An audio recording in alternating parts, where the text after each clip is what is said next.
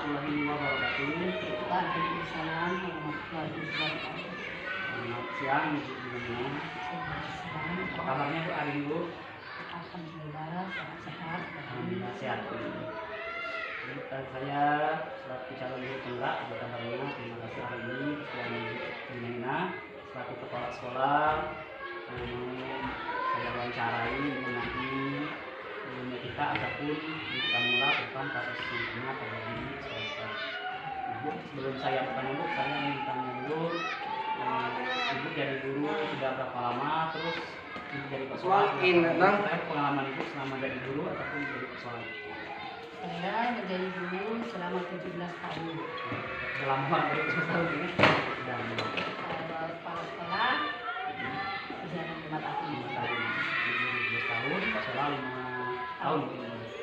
Ini sudah banyak pengalaman ataupun masalah-masalah yang mungkin selama Pak sekolah ini yang Ibu sudah selesaikan di sekolah kita.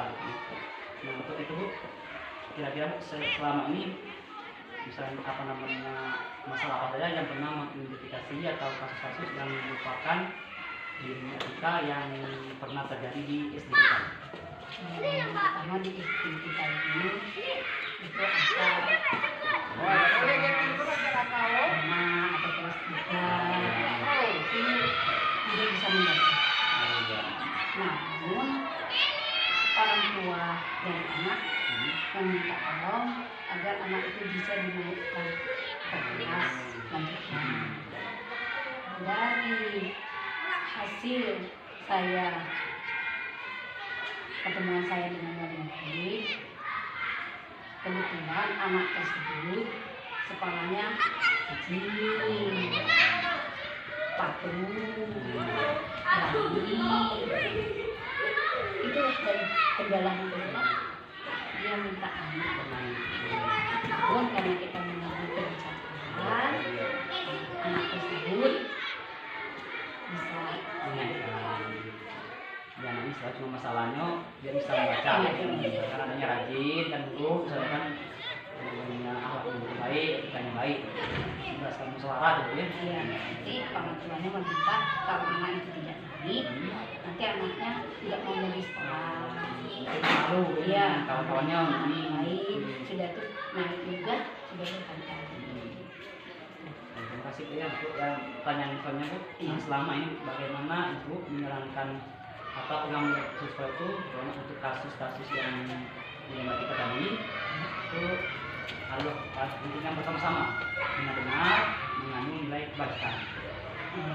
Apabila kasus dilema tersebut mengandung nilai kepentingan atau mengandung nilai kebajikan, selaku saya sebagai kepala sekolah juga apabila saya atau sebelumnya saya jadi guru, saya setuju apabila dilema itu kepentingan bersama ya, akan mengandung nilai kebaikan ya. Misalnya Bu, langkah-langkah atau prosedur yang seperti apa yang dilakukan selama ini untuk menyelesaikan masalah dilema etika ini? Kalau masalah dilema etika sekolah, kan di sekolah ada dewan guru, terus ada komite sekolahnya, terus itu ada juga seperti pengawas, musyawarah. Artinya Bu, hal apa saja yang Ibu anggap efektif selama ini dalam pengambilan keputusan kasus-kasus yang dilakukan? Jadi apa yang dilakukan dengan musyawarah, dengan guru atau bagaimana? Atau Ibu cuma menjadi dengan satu guru? Kalau ini dilema masalah anak yang diminta anak tersebut di sekolah itu saya rangkul semua dewan guru ya, termasuk juga komite juga yang kepentingan dalam pengawas masalah jadi istilahnya menaruh suara iya. Misalnya Bu, hal apa saja selama ini yang menjadi tantangan Ibu untuk mengambil keputusan kasus-kasus dilema etika ini? Mungkin ada tantangan yang Ibu hadapi selama ini? Pasti dulu ada tantangan ya. Tapi dengan ada tantangan itu kita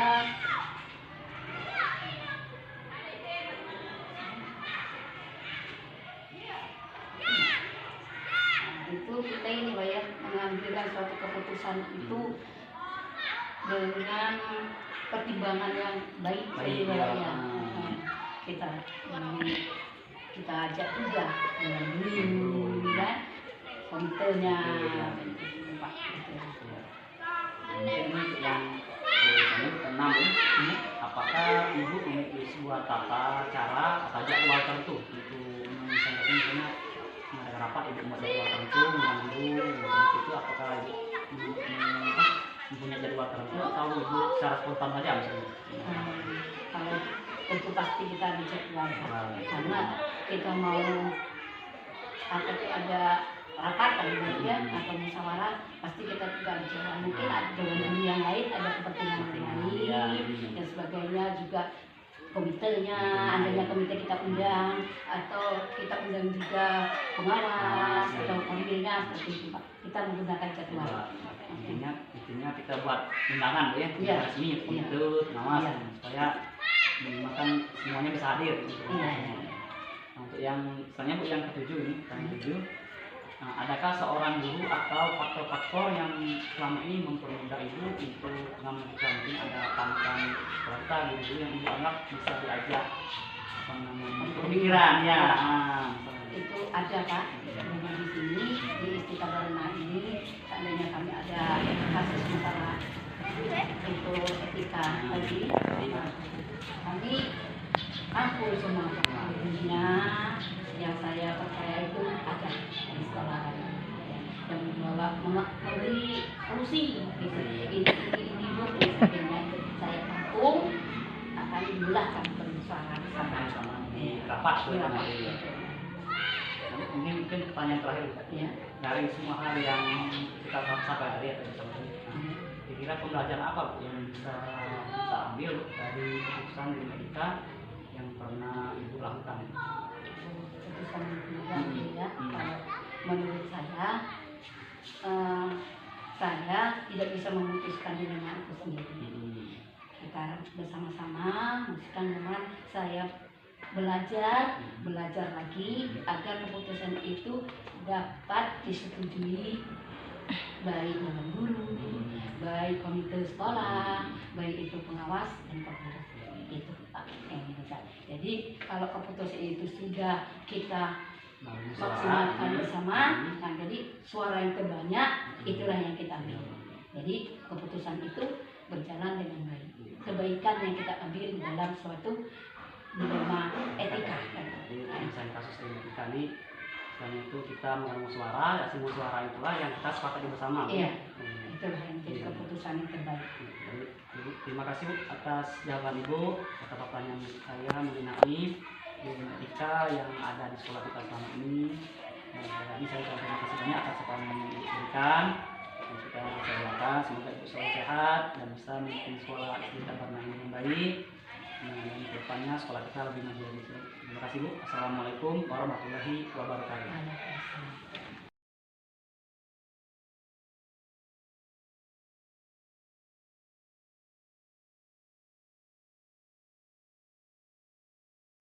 Assalamualaikum warahmatullahi wabarakatuh. Waalaikumsalam warahmatullahi wabarakatuh. Selamat siang Pak Muhammad. Selamat siang. Terima kasih saya ucapkan kepada Pak Muhammad, Kepala Sekolah Kita Barani, yang telah bersedia saya wawancarai untuk berbagi pengalaman baik keputusan yang pernah diambil oleh Pak Muhammad selaku Kepala Sekolah selama menjadi kepala sekolah. Mungkin ada kasus-kasus atau rumah etika di negara yang pernah Pak Muhammad pernah alami selama sekolah. Sebelum saya bertanya, saya ingin bertanya dulu, sudah berapa lama Pak Muhammad mengabdi menjadi guru?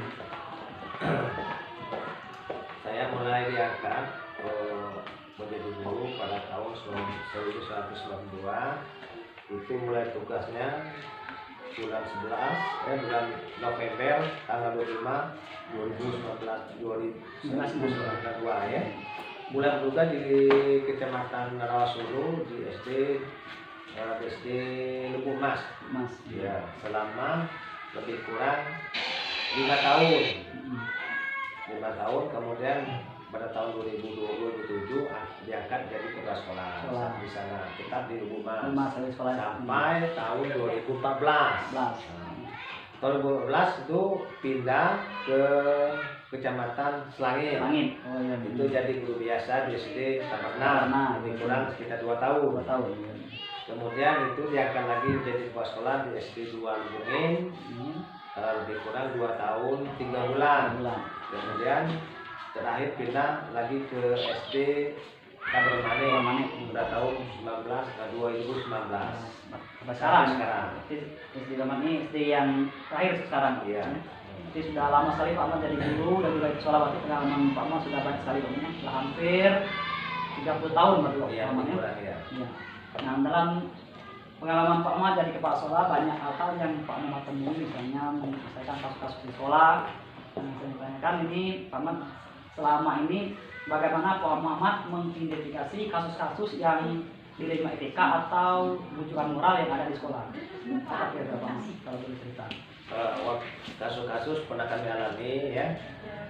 Selama yang pernah terjadi di sekolah di sekitar Mane adalah kasus anak yang sudah berhenti selama 2 tahun ya, namun meminta untuk bisa ikut ujian kelulusan supaya anak tersebut mendapat ijazah seperti teman-temannya yang lain. Seharusnya anak ini masih duduk di kelas.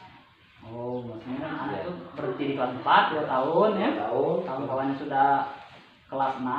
Nah, dia orang tuanya minta untuk ini ujian. Jadi ya kami sesuai dengan peraturan pemerintah ya.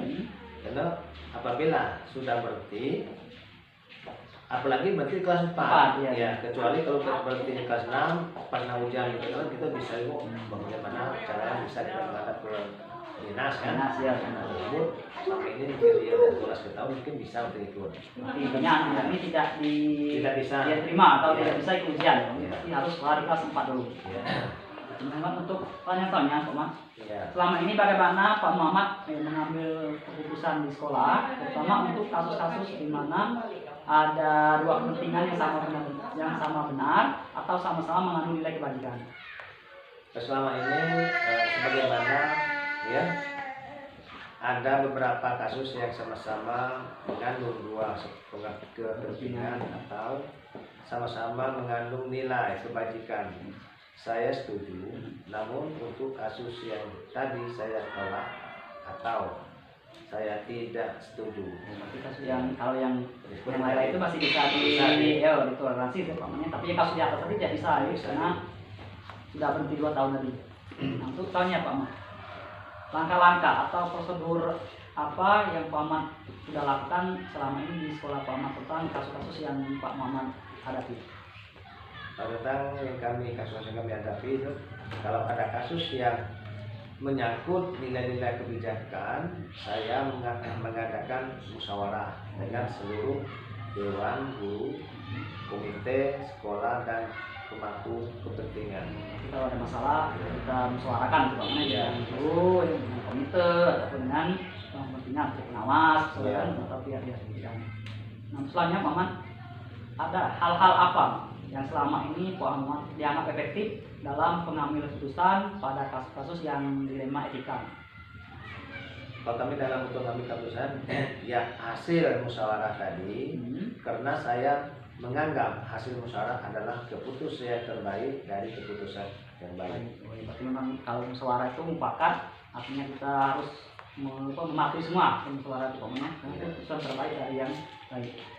Lalu selanjutnya Pak Ahmad, hal-hal apa saja yang selama ini merupakan tantangan dalam keputusan pada kasus-kasus dilema etika? Dan Pak Ahmad kalau boleh cerita. Selama ini banyak kepentingan yang harus diperhatikan dalam mengambil keputusan ini.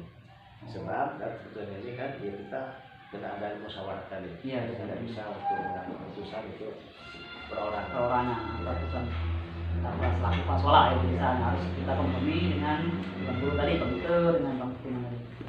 Ya. Dan selanjutnya Pak Ahmad, apakah Pak Muhammad memiliki sebuah tata atau jadwal tertentu dalam menyelesaikan kasus, misalnya di Amerika misalnya Pak Ahmad membuat jadwal tertentu dengan guru-guru menyelesaikan misalnya untuk rapat atau prosedur apa yang bisa Pak Muhammad jalankan untuk menyelesaikan itu? Kalau masalah penyelesaian kasus itu, ya kami ada kasus misalnya dilema etika. Saya memilih jadwal tertentu untuk menyelesaikan dengan mengadakan musyawarah dengan dewan guru atau musyawarah bersama komite sekolah atau pemangku kepentingan. Itu berarti buat undangan kalau untuk dibuat undangan. Selama ini kalau diundang untuk rapat, komite pemangku kepentingan itu apakah mereka selalu datang atau responnya bagaimana? Ya, dia datang. Datang. Ada respon dari apa yang program kita yang tahun ini. Itu mengadakan rapat komite. Di komite kami sebagai untuk mitra sekolah kan, komite sebagai mitra, jadi kami boleh undangan atas nama komite undang. Datang semua. Alhamdulillah, berarti responnya baik namanya. Nah, adakah seseorang atau faktor yang selama ini Pak Muhammad dianggap mempermudah atau membantu Pak Muhammad dalam pengambil keputusan atau kasus terima etika di sekolah? Misalnya ada seorang guru atau tokoh masyarakat yang Pak Muhammad itu anggap tempat apa lagi? Tempat berbagi lah, yang menjadi motivasi Pak Muhammad sehingga yang mendukung Pak Muhammad untuk menyelesaikan kasus-kasus terima etika yang ada di sekolah seperti kasus yang diangkat. Ya memang itu ada. Sebelum kita mengadakan kasus-kasus tersebut kan kami ada, yaitu seorang guru yang saya anggap sangat bijak dalam memberikan saran-saran pada kasus terima etika tersebut. Berarti di sekolah itu ada guru misalnya yang memang Pak Muhammad itu yang dewasa lah untuk menyelesaikan kasus-kasus terima etikanya. Nah, mungkin terakhir Pak Muhammad, ini pertanyaan. Dari semua hal yang telah Pak Muhammad sampaikan tadi, pembelajaran apa yang bisa Pak Muhammad ambil atau dari pengalaman, ya dari keputusan dari etika itu? Belajarnya apa Pak Muhammad? Itu saya ambil, saya akan banyak belajar lagi untuk keputusan dia terima etika, karena keputusan uang yang kita ambil belum tentu membuat sebagian orang senang. Nanti ada pro dan kontranya Namun dengan hasil musyawarah itu menurut saya keputusan terbaik. Memang karena keputusan kita ambil itu tidak akan memuaskan semua orang, pasti ada yang pro, ada yang kontra. Tapi kalau hasil musyawarah, seolah itu semua akan ikut, mau tak mau, soalnya itulah yang terbaik dari keputusan. Ya sudah berapa banyaknya Pak Muhammad, terima kasih atas Pak Muhammad yang telah berbagi pada saya tentang kasus terima etika dan di sekolah-sekolah Pak Muhammad. Semoga Pak Muhammad bisa memimpin sekolah Pak Muhammad dengan baik, semoga bisa menjadi Pak sekolah yang baik. Apalagi kalau sekarang sudah menjadi K3S kan, bisa membimbing Pak sekolah yang lain. Ayo, ucapkan terima kasih. Mohon kekurangan kesalahan. Saya Ri. Wassalamualaikum warahmatullahi wabarakatuh. Waalaikumsalam warahmatullahi wabarakatuh.